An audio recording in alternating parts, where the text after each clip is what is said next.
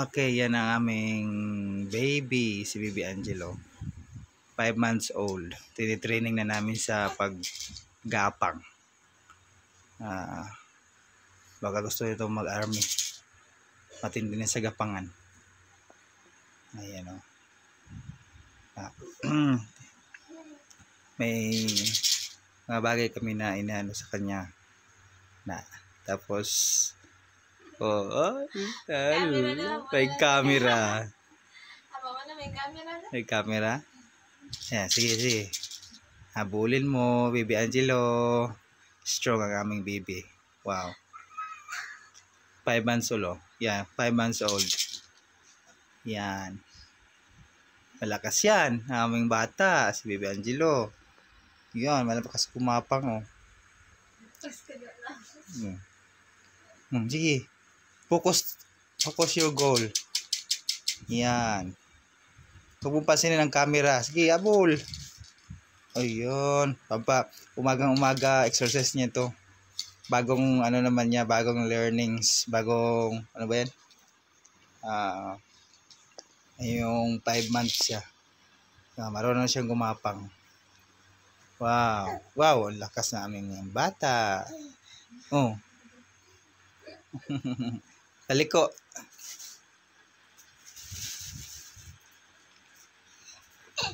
Yay, okay doon. Habol, Angelo. Malaki ang pinagpapasalamat namin sa Diyos sa aming anak. Napaka-healthy niya. Bibong-bibo talaga si Angelo.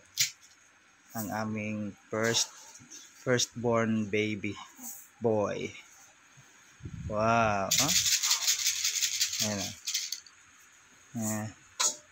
Yan ang gusto niya maggapang-gapang sa umaga. Pagkagising niya, gagapang na yan. Kaya, ayan. Paggapang na namin. Sige. Hayaan mong kumapang. Kasi pag pinipigilan namin, naman siya, umiiyak na naman. Kaya ayan. Hayaan na lang namin sa kanyang gusto. Ayun. Gapang. Habol-habol. Yan gusto niya. Maglaro. Yan. Yan ang isa pa sa bawat umagang pinapasalamat ko sa Diyos na talagang napakabuti niya sa amin. He is good and faithful God. So, grabe talaga pag nag-bless si Lord. Nag-uumapaw talaga. So, mga brothers and sisters ko dyan in Christ, kung ano mga yun ang pinagdadaanan nyo sa buhay, patuloy lang po tayo sa ating pananampalataya at pagsunod sa ating Panginoon.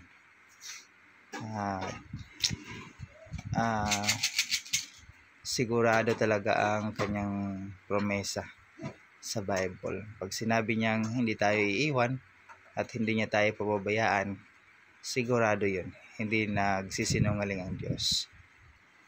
For God said in Luke 1:37, for nothing will be impossible with God.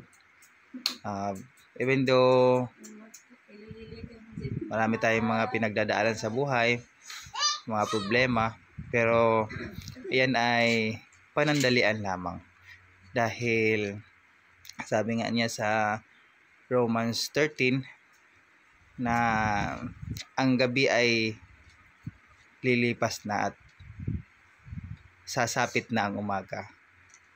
Dahil malapit na ang pagbabalik ng ating Panginoong Hesus, at sigurado yan na ang ating mga kalungkutan na pinagdaanan, pinanaranasan, ay papalitan niya ng kaligayahan. Yung mga pinagdadaanan natin ay hindi po iyan magtatagal, mga kapatid ko dyan sa Panginoon. Yan ang mga pagsubok lamang sa ating mga pananampalataya sa Diyos. At tandaan natin na sabi ng Bible, kapag tayo ay nagtiis, nagtiyaga, at patuloy hanggang sa kanyang pagbalik, ay mayroon tayong matatanggap na korona. Yan po ay hindi nasisira at walang hanggan. Yan lang po. Salamat po sa inyong panonood sa aking munting channel. Huwag nyo sanang kalimutan itong i-like, share, at mag-subscribe for more inspirational video. Ito pong aking video ay ipinapakita ko sa inyo kung gaano kabuti ang Diyos sa kanyang mga anak. Yan po. Yan ang aming pagkatapos na aking pinagdaanan, ayan po, sa aking pagtagumpay dahil sa tulong ng Panginoon, ay binigyan niya kami ng napaka magandang regalo. Yan ang aming anak, si Baby Angelo. Thank you and God bless.